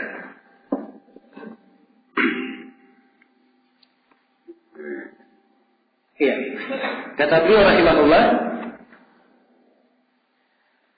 dalam kaidah yang ke-30, man yajuzu sarfu zakati ilaihim thamaniyatu asnafin alladziina sammahum Allahu fi kitabih. Orang yang boleh diberikan padanya zakat itu ada 8 golongan. 8 golongan ini yang disebut oleh Allah di dalam kitabnya, yaitu disebut dalam Al-Quran. Nah, apa ayatnya? Disebutkan di ta'liq ya. Innamas shadaqatu lil fuqara'i wal masakin wal 'amilina 'alaiha wal mu'allafati qulubuhum wa fir riqabi wal gharimina wa fi sabilillahi wa ibnis sabil. Fariidatan minallah wallahu alimun hakim. Itu ayatnya di surat Taubah. Innamas shadaqat, sungguhnya sadaqat, maksudnya zakat itu. Untuk siapa zakat? Pertama lil fuqara, untuk orang-orang fakir. Yang kedua wal masakin, untuk orang-orang miskin. Yang ketiga wal amilina 'alaiha, untuk orang yang bekerja pada zakat itu. Kemudian yang keempat wal mu'allafati qulubuhum, orang yang dilembutkan hatinya. Kemudian yang kelima wa fir riqabi, pada orang yang ada beban di lehernya, tanggungan di lehernya. Akan kita terangkan apa yang fir riqab. Kemudian yang ke-6 wal gharimin, orang yang menanggung kerugian, menanggung hutang. Yang ke-7 wa fi sabilillah, orang yang berada di jalan Allah. Yang ke-8 wa ibnis sabil. Wa ibnis sabil. Ini 8 asnaf, 8 golongan yang dikeluarkan padanya zakat. Yang pertama al-fuqara, orang-orang fakir. Ya. Orang fakir itu didefinisikan oleh ahli fikih bahwa dia orang yang tidak memiliki kemampuannya, tidak memiliki kecukupannya. Ya. Ataupun dia memiliki cukupan tapi sedikit, tidak sampai setengahnya. Ya, ini fakir. Seorang dalam rumahnya keperluannya selama sebulan itu 2 juta. penghasilannya dalam sebulan hanya 500.000. Ini terhitung apa? Terhitung fakir. Sebab dia hanya dapat seperempat dari apa? Apa yang dia perlukan. Ya, ini terhitung fakir. Jelas ya? Kalau miskin, itu lebih baik dari dia sedikit. Tapi miskin juga belum cukup. Andai kata penghasilannya 2, dia perlu 2 juta dalam sebulan, dia penghasilannya mungkin hanya 1,5 dalam sebulan. Masih kurang. Ini disebut apa? Disebut miskin. Baik. Ini 2 golongan, al-fuqara wal masakin. Ya. Dan ini golongan yang terbanyak. Golongan yang terbanyak. Ya. Dan secara umum, orang yang diberi zakat itu, pada kebanyakan 8 asnaf, itu kalau diberi zakat, dia diberi untuk kecukupannya selama setahun. Paling banyak diberi kecukupannya selama apa? Selama setahun. Ya. Kalau dilihat misalnya, dia perlu dalam sebulannya 1 juta, maka diberi 12 juta untuk setahun, nggak apa-apa. Jelas ya?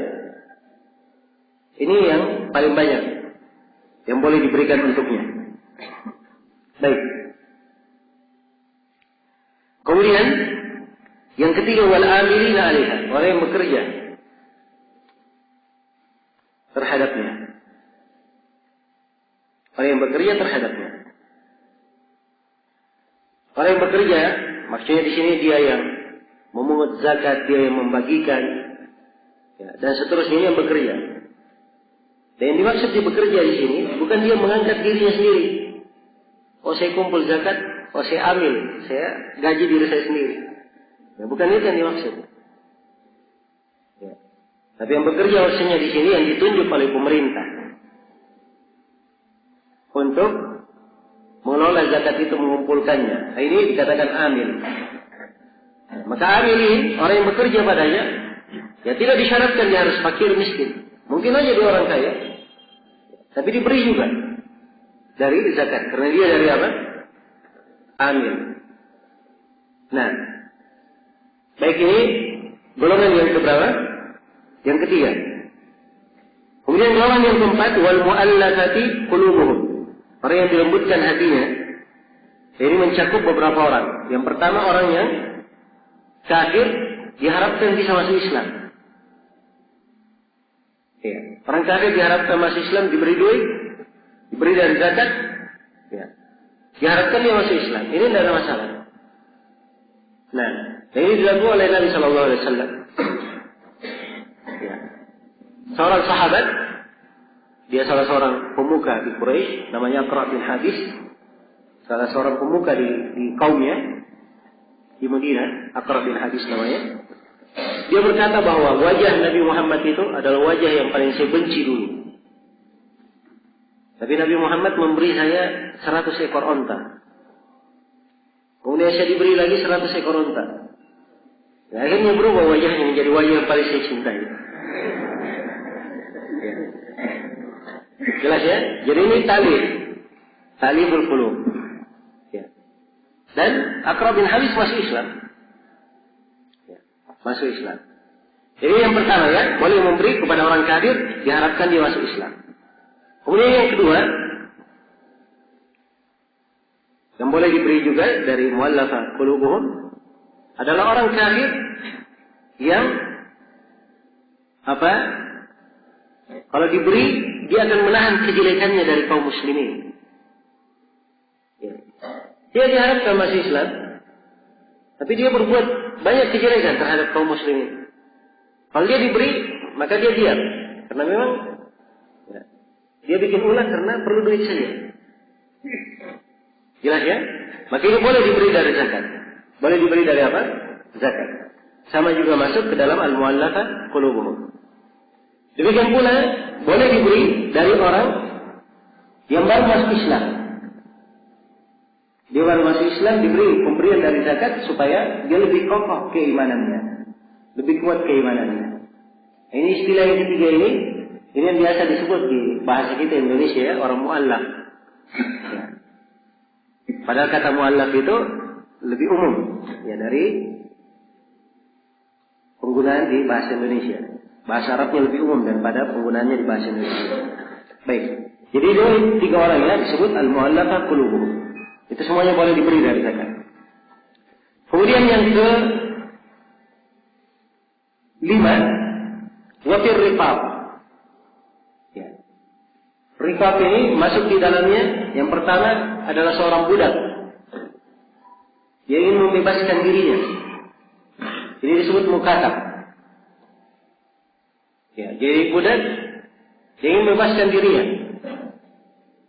Dari apa? Dari tuannya. Di hukum perbudakan, budak boleh berkata kepada tuannya, saya ingin membebaskan diriku. Berapa saya bayar? Tuannya menentukan, kamu bayar sekian. Maka budak ini membayarnya. Ya tergantung perjanjiannya, dia bayar langsung atau dia bertahap membayarnya. Jelas ya? Baik. Kalau dia budak mukatab ingin membebaskan dirinya, tentunya perlu harta. Boleh dia diberi dari zakat untuk dia membebaskan dirinya. Nah, baik.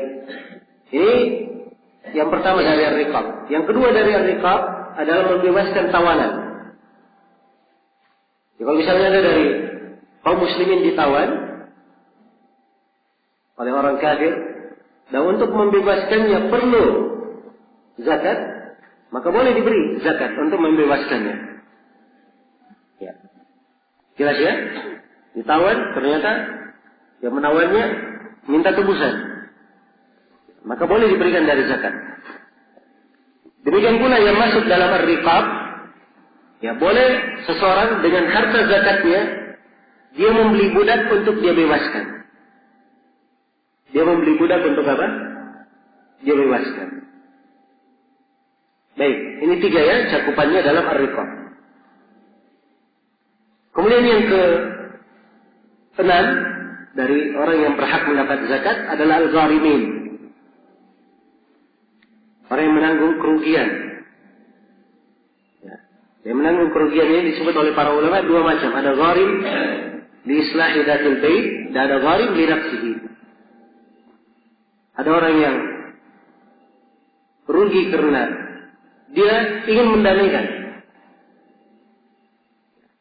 Ingin mendamaikan. Jelas ya?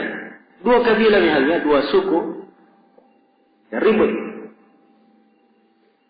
Datang orang yang mendamaikannya. Apa ribut-ribut kalian? Kesimpulan dari ribut-ributnya, ya, harus dikeluarkan biaya. Ya. Karena salah seorang dari mereka merasa dirinya dirugikan, ya, maka minta biaya. Maka yang mendamaikan berkata, sudah, saya tanggung biayanya. Jelas ya? Saya tanggung biayanya. Maka dia boleh ambilkan dari apa? Boleh diambilkan dari zakat. Ini gharim. Nah, iya. Juga termasuk gharim adalah orang yang berhutang. Ya, dia sendiri punya hutang. Dia ada keperluan apa begitu? Dia berhutang. Ya. Setelah itu, dia belum mampu membayarnya. Ya, maka orang yang seperti ini boleh diberi dari zakat. Kemudian yang ke-7 dari orang yang berhak menerima zakat adalah fi sabilillah. Dan kata fi sabilillah di sini adalah yang berkaitan dengan jihad di jalan Allah. Berkaitan dengan jihad yang bermakna peperangan. Ya, membantu orang yang berperang, memberikan senjata dan yang semisal dengannya. Ini masuk ke dalam fi sabilillah. Ya, tapi tentunya pada jihad yang benar-benar jihad. Ya. Jihad yang dianggap benar jihad di dalam syariat. Ya. Dan sekarang ini tidak ada jihad yang dikatakan jihad yang sesuai dengan syar'i. Kecuali jihad membela diri saja. Yang ada di negeri-negeri kaum muslimin yang ditindas. Adapun jihad menyerang tidak ada dari pemerintah yang mengumandangkan jihad saat ini. Jelas ya? Ya, kemudian fi sabilillah di sini bukan maknanya seperti yang diduga oleh sebagian orang. Fisabilillah apa saja, yang penting di jalan Allah. Ya.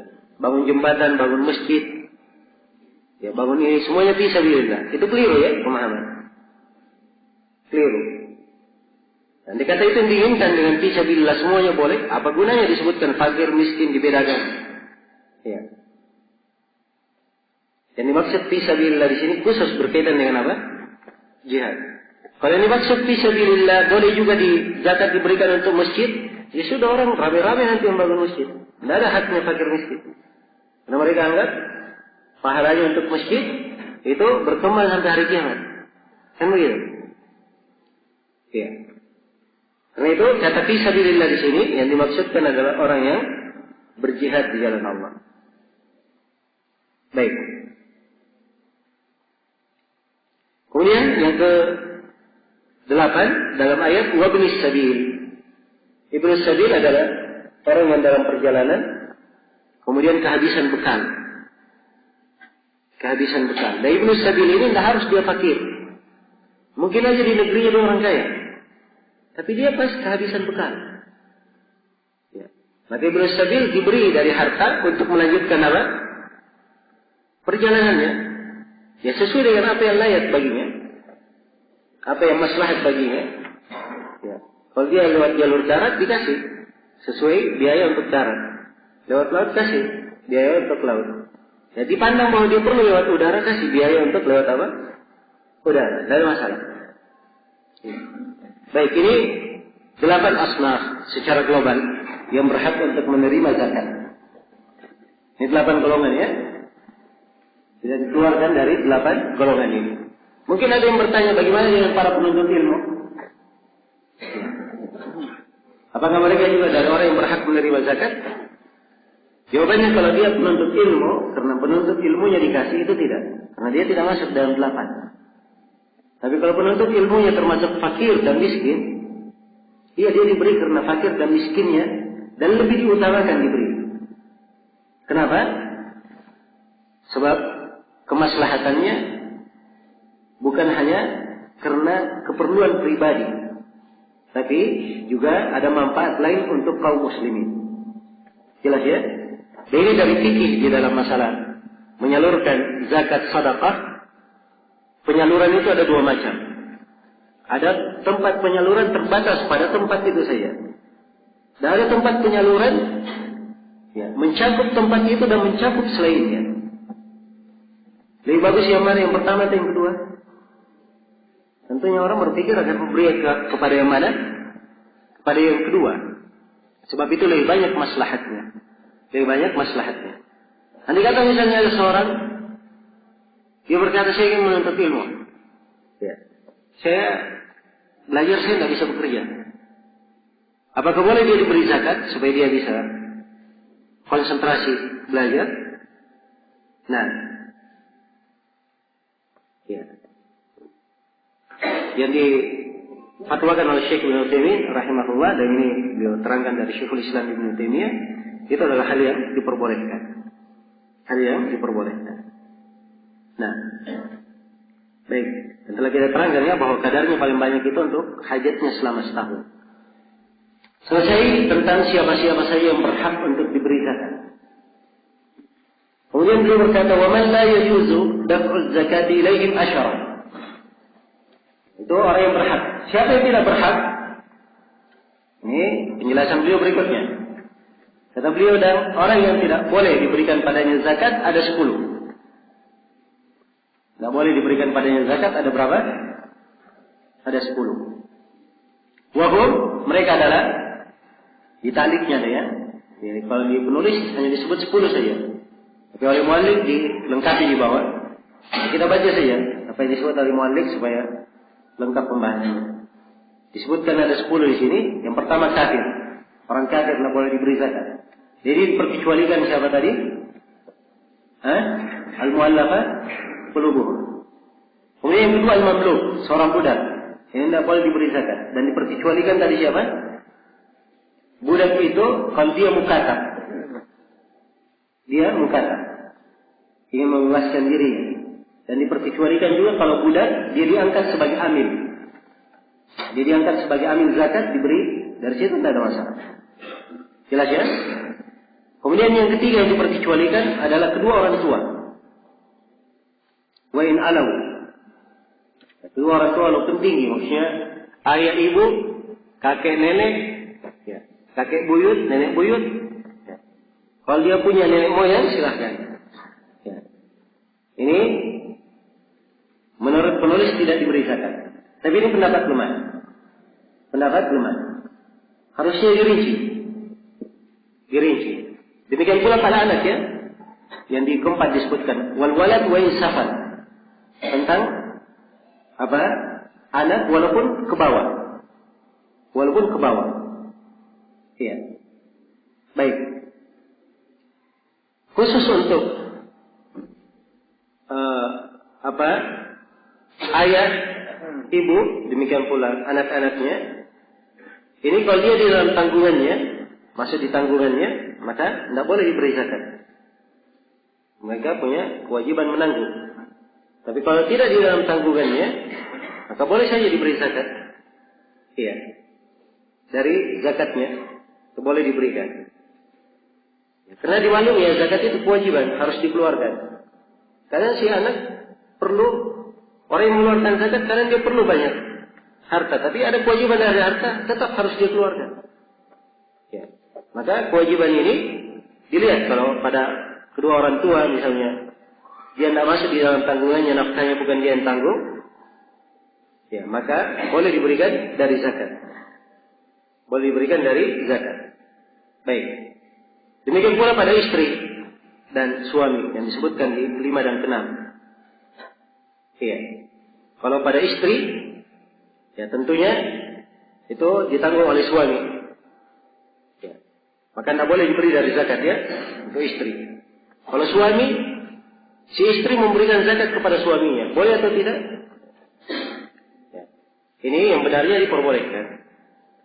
Karena Ibnu Mas'ud berkata kepada istrinya, ya, dan istrinya punya harta. Kata Ibnu Mas'ud, saya lebih berhak dan anak-anakku terhadap harta itu daripada orang lain. Kata istrinya, tunggu dulu sampai saya tanyakan kepada Rasulullah. Maka setelah ditanyakan kepada Rasulullah, Rasulullah menjawab, shadaqah Ibnu Mas'ud.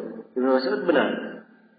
Jelas ya? Dan maksudnya di sini Ibnu Mas'ud dan anak-anaknya, ya maksudnya anak-anaknya dari istri lain kalau dia punya istri lain. Ya, adapun kalau ya anak-anak si perempuan itu sendiri, istrinya sendiri, maka kalau suami tidak memberi nafkah, dia punya kewajiban untuk memberi nafkah kepada apa? Kepada anak-anaknya. Nah, kemudian berikutnya yang ke-7 Banu Hashim. Banu Hashim ini dari keturunan Nabi Shallallahu Alaihi Wasallam. Ini mereka tidak diberi dari zakat. Apakah tidak diberi sama sekali? Ya, ini letak silam pendapat di kalangan ulama. Ya, karena kenapa mereka tidak diberi zakat? Karena mereka punya bagian dari Baitul Mal. Ada bagian dari faid mereka dapatkan. Iya, dikhususkan untuk keluarga Nabi, pemberian. Ya, kalau ternyata tidak diberi, apakah boleh dia terima kalau dia perlu? Ini letak silam pendapat di kalangan ulama. Ya. Dan yang dikuatkan oleh Syekh Ibnu Utsaimin rahimahullahu taala, kalau memang dia termasuk orang yang perlu, dibolehkan untuk mengambil. Dibolehkan untuk mengambil. Ini berkaitan dengan zakat ya. Adapun sedekah, ya, sedekah itu yang sifatnya sunnah, itu boleh saja diambil kalau dia perlu. Kalau sifatnya sunnah. Wa fi Bani Abdul Muttalib riwayatan. Pada Bani Abdul Muttalib ada 2 riwayat. Bani Abdul Muttalib ini, ya, di sebagian hadis disebutkan dia sama dengan Banu Hashim. Ya, dari sinilah ada silang pendapat di kalangan para ulama memahami apakah hukumnya sama dengan Banu Hashim atau tidak. Dan yang benarnya bahwa mereka ini diberi faid karena ada bantuan di dalam masalah jihad dan semisal dengannya. Adapun dalam masalah zakat, Bani Abdul Muttalib tidak sama dengan Banu Hashim. Tidak sama dengan Banu Hashim. Kemudian yang ke-8, wa mawalihim, demikian pula maula mereka. Ya, ada Bani Hashim asli. Dan ada maula mereka. Maula, dan maula itu apakah dia dulu budak di Bani Hashim kemudian dibebaskan? Ya, atau walanya bermana, wala apa bil Islam atau wala bil hilf. Ketiga jenis wala. Ini semuanya masuk ke dalam hitungan maula. Kalau dia maula Bani Hashim, dia juga sama hukumnya dengan Bani Hashim. Sebab maula al-qaum minhum, maula satu kaum itu termasuk dari kaum itu. Iya. Baik, kemudian yang ke-9, al-ghaniyyu bimali aw kasbin. Orang yang kaya. Dia punya harta atau dia kaya punya pekerjaan. Ya, ini tidak diberi ya dari zakat. Tidak diberi dari zakat.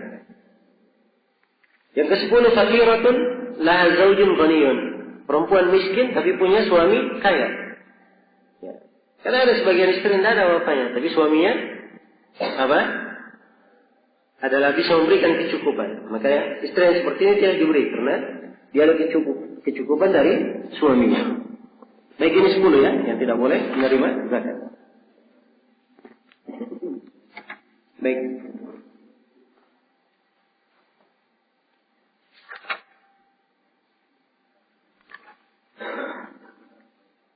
Ya, satu lagi. Kaidah yang ke-31. Ya, ini tentang pembagian puasa. Selesai sudah ya pembahasan zakat. Kita masuk di pembahasan puasa sekarang.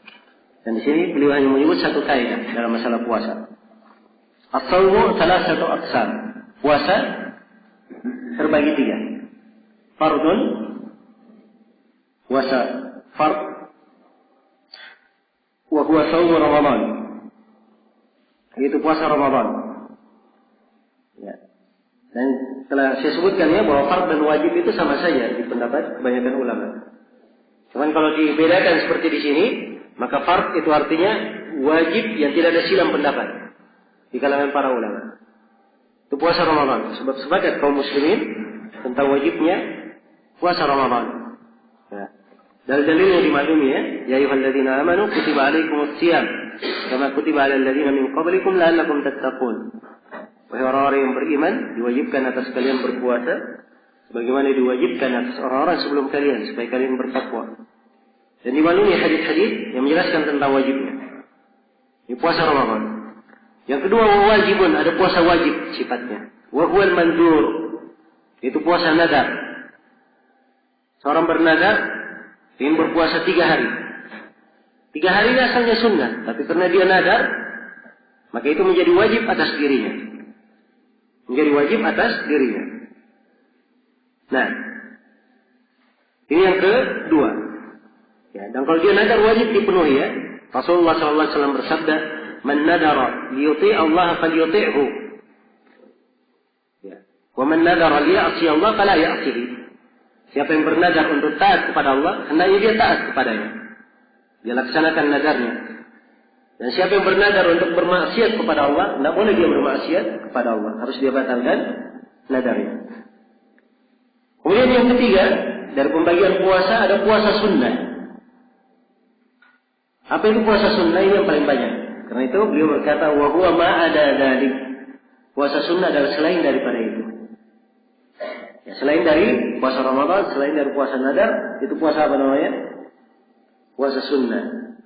Puasa hari Asyura, puasa Arafah, puasa di bulan Sya'ban, puasa di bulan Muharram, puasa di hari Asyura, Tasu'a, kemudian puasa Syawal, Senin Kamis, puasa Daud, 3 hari dalam sebulan, puasa Ayyamul Bid.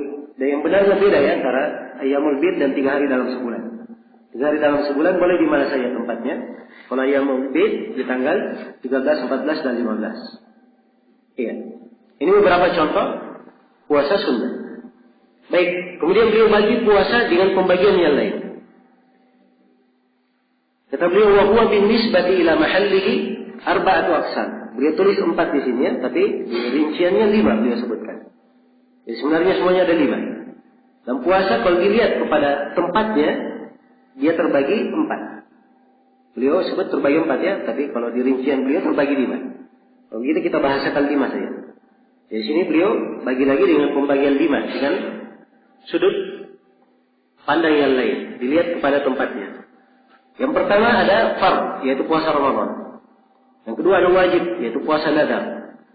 Yang ketiga ada mustahab, disunnahkan. Ini banyak. Contoh-contohnya yang sudah sebutkan tadi. Yang keempat ada yang makruh. Yang beliau ingin sebutkan di sini makruh. Ya. Seperti kaifradi yaumil Jum'ah.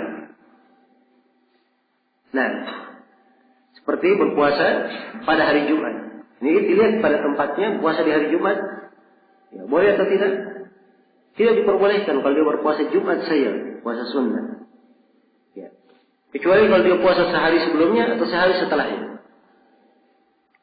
Itu dalam hadits Abu Hurairah riwayat Bukhari dan Muslim. Rasulullah sallallahu alaihi wasallam bersabda, "La tasumu yaumal Jum'ah illa an tasumu yawman qablahu aw yawman ba'dahu." Jangan kalian berpuasa pada hari Jumat kecuali kalau kalian berpuasa sehari sebelumnya atau sehari setelahnya. Jelas ya? Jadi puasa khusus hari Jumat saja ini tidak diperbolehkan. Demikian pula kalau misalnya dia puasa hari Jumat karena kebiasaannya, anggaplah dia puasa Daud. Puasa Daud sehari berbuka, sehari apa? Sehari berpuasa. Pas waktu puasanya bertepatan hari Jumat. Ini tidak ada masalah. Karena memang dia berpuasa bukan karena Jumatnya. Karena dia sehari berbuka, sehari apa? Berpuasa. Sama dengan puasa Arafah. Arafah jatuh di hari Jumat. Dia puasa atau tidak? Ya, jawabannya dia puasa. Karena dia puasa bukan karena Jumatnya. Karena apa? Karena Arafahnya. Karena Arafahnya. Maka ini perhatikan makna tempat. Iya. Kemudian yang kedua wasabat, puasa hari Sabtu. Ini perlu memasukkannya ke dalam puasa yang makruh, dan makruh di sini bermakna haram ya. Ya. Cuman beliau bahasakan dengan bahasa makruh karena pengharamannya di bawah puasa pada hari Id dan semisal dengannya. Baik. Puasa hari Sabtu ini ada hadis yang disebutkan oleh para ulama yang menganggapnya makruh. Ya, datang dari beberapa sahabat, Abdullah bin Busr, As-Samma dan seterusnya. Ya, banyak nama. La tasumu yawm as-sabt, la tasumu yawm as-sabt illa fi ma fturida alaikum. Jangan kalian berpuasa pada hari Sabtu kecuali kalau puasa yang diwajibkan atas kalian. Ya, jadi dalil ini yang dipakai oleh sebagian ulama tentang tidak bolehnya berpuasa di hari Sabtu. Nah, namun hadis yang saya sebutkan tadi itu adalah hadis yang dilemahkan oleh para ulama terdahulu. Imam Ahmad, Abu Daud, melemahkan hadis itu. Demikian pula sebelumnya Az-Zuhri dan ulama belakangan Al-Hafidz Ibnu Hajar melemahkan hadis tersebut. Dan yang benarnya bahwa hadis ini adalah hadis yang goncang, muttarib dari sisi sanad. Muttarib dari sisi sanad tidak bisa diterima. Nah, ini pembahasan memang tentang hadis. Ya, puasa pada hari Sabtu ini menjadi letak ya banyak pembahasan di hari-hari ini. Ya, karena Syekh Al-Albani memuatkan hadis ini dan murid-muridnya menulis tulisan-tulisan khusus memuatkan hadis ini. Di sisi lain ada beberapa risalah yang memuat bantahan-bantahan. Ya. Nah, yang benarnya bahwa puasa pada hari Sabtu ini memang betul dia hadisnya adalah hadis yang goncang. Ya. Dan itu bisa dipahami dengan sekedar kita melihat riwayat-riwayatnya. Ya, alasan orang yang menguatkannya itu alasan yang tidak kuat. Ya, ada ilah-ilah tersembunyi, kadang sebagiannya tidak ditangkap oleh sebagian yang menguatkannya. Ya, karena itu dari ulama kita di masa ini Syekh bin Baz melemahkannya. Ya, Syekh Muqbil melemahkan hadis ini. Nah, dan setahu saya kebanyakan dari masyayikh kita tidak menguatkan hadis ini. Anggaplah hadisnya kuat. Apakah tidak boleh sama sekali? Ya. Ini harus diarahkan pemahamannya. Sebab Nabi telah berkata tadi, La tasumu yawmal Jum'ah, illa tasuma yawman qablahu aw yawman ba'dahu. Jangan kalian puasa pada hari Jumat, kecuali kalian puasa sehari sebelumnya atau sehari setelahnya. Sehari setelah Jumat hari apa? Hari Sabtu. Ya, kalau dia puasa Jumat, Sabtu boleh atau tidak? Boleh menurut hadis Abu Hurairah, riwayat Bukhari dan Muslim. Itu lebih kuat daripada hadis ini. Jelas ya? Andai kata sahih, maka maknanya juga tidak diarahkan kepada sama sekali tidak boleh. Seperti yang dipahami oleh sebagian, bahwa mutlak puasa sunnah tidak boleh pada hari Sabtu. Jadi ini pemahaman yang keliru. Jelas ya? Baik, ini selesai pembahasan tentang puasa pada hari Sabtu. Secara ringkas. Kemudian yang kedua, kata beliau, yang ketiga, wasyak, puasa pada hari Rabu. Puasa pada hari Rabu. Hari Rabu yang dimaksud, yaitu hari ketika seorang ingin melihat hilal Ramadan, ya. Sudah tanggal 29 Sya'ban. Harusnya melihat hilal. Tapi hilalnya tidak bisa dilihat, tertutup dengan apa? Awan. Ya. Tidak bisa kelihatan, mendung. Nah, maka kaidahnya kalau tidak terlihat hilal, bulan digenapkan menjadi berapa? 30. Ya. Kadang-kadang orang yang berpuasa, oh ini tanggal 30 ini mungkin saja sudah 1 Ramadan. Dan kita tidak tahu karena kemarin mendung. Daripada kita tidak puasa dan ternyata hari Ramadan, ya kita puasa saja, hati-hati. Nah, ini disebut dengan nama puasa apa? Hari Rabu. Dan hari yang seperti ini, puasa yang seperti ini dilarang. Ya, larangannya dalam banyak hadis. Larangannya dalam banyak hadis. Iya. Di antaranya adalah hadis riwayat Bukhari Muslim, la tataqaddam Ramadan bi shaumi yawmin wala yawmain. Illa rajulun kana yasumu shauman falyasumhu. Jangan kalian mendahului Ramadan dengan berpuasa sehari atau 2 hari sebelumnya. Jadi sebelum Ramadan dia puasa sehari atau 2 hari dalam rangka berhati-hati. Ini dilarang. Kecuali seorang lelaki punya kebiasaan puasa, tidak apa-apa dia puasa. Seorang punya kebiasaan puasa Senin Kamis. Ternyata Seninnya atau Kamisnya bertepatan dengan sehari atau 2 hari sebelum Ramadan. Itu tidak apa-apa. Kebiasaan. Tapi kalau dia puasa sehari atau 2 hari sebelum Ramadan sengaja, mungkin sudah masuk Ramadan kita tidak tahu. Nah, inilah puasa hari Syak. Ini sangat dilarang. Bahkan Ammar radhiyallahu taala anhu berkata, "Man shama yaum asy-syakki faqad asa Abul Qasim." Siapa yang berpuasa di hari ragu, maka dia telah bermaksiat kepada Nabi Muhammad. Dia telah menyelisihi Nabi Muhammad sallallahu alaihi wasallam. Baik. Demikian pula di antara puasa yang makruh an-nairun wal mihrajan. Wal mihrajan, mimnya di kasrah. Mihrajan. An-Nairus dan Mihrajan ini adalah 2 hari yang diagungkan oleh orang Faris. Ya. Nah, diagungkan oleh mereka. Nairus itu adalah sebuah hari dari bulan dari musim Ar-Rabi, dari musim semi. Kalau Mihrajan itu hari dari musim Al-Kharif, dari musim gugur. Ini 2 hari yang diagungkan oleh mereka. Ya, maka tidak boleh ada yang puasa di 2 hari ini karena menyerupai apa? Orang-orang kufar yang mengagungkan hari tersebut. Jadi kalau dia puasa khusus di hari itu ya, dia puasa khusus di hari itu. Tapi kalau dia puasa misalnya Senin Kamis bertepatan dengan hari itu tidak ada masalah. Kata beliau wa nahwa dzalik, dan semisal dengan itu. Ini hanya contoh-contoh ya dan puasa yang makruh. Kemudian yang kelima dari pembagian puasa, wa muharram, tidak ada puasa yang diharamkan. Kal-Idain, seperti puasa hari Id. Ya. Karena telah syah dari Nabi sallallahu alaihi wasallam dalam hadis riwayat Bukhari dan Muslim, naha an saumi yaumaini. Saumi Idul Fitri wa Idul Adha. Nabi sallallahu alaihi wasallam melarang dari puasa 2 hari. Puasa Idul Fitri dan Idul Adha. Ya, dan di dalam hadis riwayat Muslim, Rasulullah sallallahu alaihi wasallam bersabda, "Ayyamut tasyrik, ayyamu aklin wa syurb wa dzikrin lillah ta'ala." Hari-hari tasyrik adalah hari-hari makan dan minum. Jadi tidak boleh puasa dia untuk makan dan minum. Dan hari yang diharamkan berpuasa ada 5 hari. Idul Fitri, Idul Adha, dan hari-hari tasyrik 3 hari. Jadi semuanya ada 5 hari. Baik, selesai ya kaidah yang ke-31. Kaidah yang ke-32 ini pembahasan haji. Insyaallah taala kita bahas nanti di sesi berikutnya. Untuk sementara saya cukupkan sampai sini. Subhanakallahumma wa bihamdik, asyhadu an la ilaha illa anta, astaghfiruka wa atubu ilaik. Walhamdulillahirabbil alamin.